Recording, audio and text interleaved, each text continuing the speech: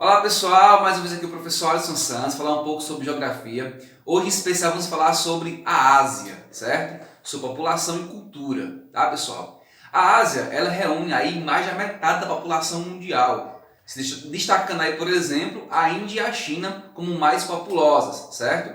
Porém, com uma distribuição irregular, pessoal, tá? Ou seja, existem ambientes como Bangladesh, por exemplo, que possuem 1.000 habitantes por quilômetro quadrado, certo? Enquanto outros espaços aí que existem 10 habitantes por quilômetros quadrados, como em montanhas ou em desertos, tá? Nesse mapa aqui a gente consegue perceber, tá, o quanto a Ásia ela é populosa, tá? Vocês entendam que em vermelho nós temos aqui os espaços com maior população e em amarelo, mais embranquiçado, nós temos espaços aí com menor população, certo? Repare bem que nós temos a Índia e a China aí como um grande destaque em relação à população, ok?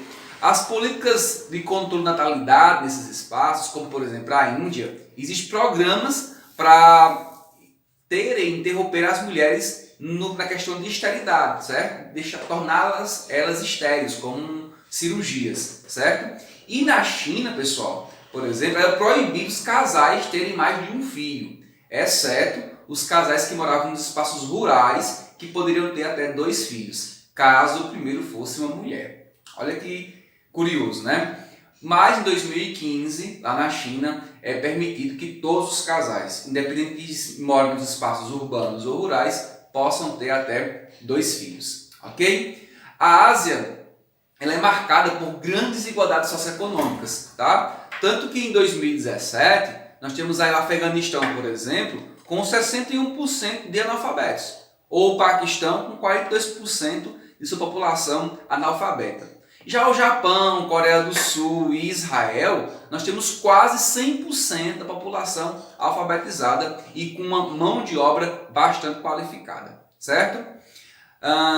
Nas grandes aglomerações que a gente tem na Ásia, essas aglomerações acabam fazendo pressão também no meio ambiente, como por exemplo em Tóquio, em Xangai, Nova Delhi, entre outros, tá? Então essas grandes aglomerações acabam também gerando pressão ambiental sobre principalmente rios, mares e oceanos. Por quê? Porque são em torno desses espaços que são construídas as grandes aglomerações, tá? Por conta da água. Nós temos aí também, inclusive, destaques na infraestrutura, que é precarizada, tá? De acordo com o Banco Mundial 2014, a gente tem aí, por exemplo, o Afeganistão, com 63% das pessoas vivendo em favelas, ou a Camboja, com 55%, bem como Bangladesh, também com 55%, e Nepal aí com 54% das pessoas vivendo em favelas. Então a gente mostra a precarização também da estrutura desses espaços, tá? Agora, na Ásia, pessoal, existe uma diversidade religiosa muito grande. Lá pode-se dizer que seja o berço das religiões, tá? As maiores religiões em números, né, de adeptos nasceram lá, como por exemplo o cristianismo, o islamismo e o hinduísmo, certo?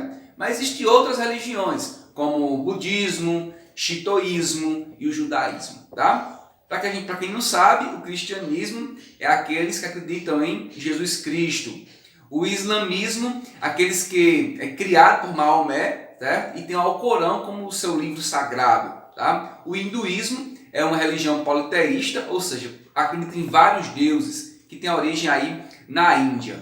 O budismo, pessoal, ele é guiado pelos ensinamentos e preceitos do Buda, certo? O shintoísmo, ele revela os espíritos da natureza, tá? E o judaísmo tem aí a religião mais antiga, que tem origem aí quando Deus manda Abraão procurar a terra prometida, tá certo? A Ásia, pessoal, ela está nos espaços rurais, ou seja, a população, a maior quantidade de população está nos espaços rurais, certo? E isso faz com que a agricultura seja algo muito marcante, muito importante para esse povo, ok? Então nós temos aí, em geral, a agricultura de baixa tecnologia, ou seja, uma mão de obra familiar nos espaços asiáticos, certo?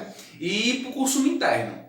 Mas tem observações aí em países como o Japão e Israel que tem alta tecnologia, consequentemente uma alta produtividade, certo? A risicultura é algo que ocupa grandes espaços da Ásia.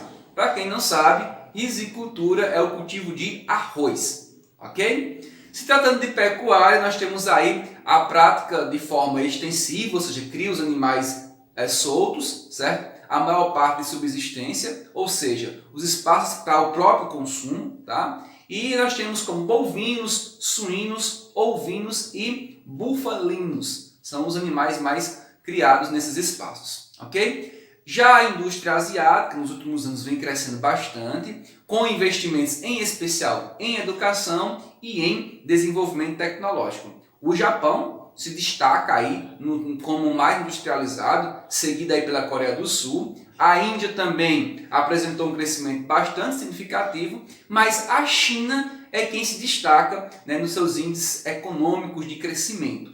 Qual o motivo disso? Matéria-prima, mercadoria, mercado consumidor, né, para essa mercadoria, mão de obra barata e investimento em educação. Tá certo?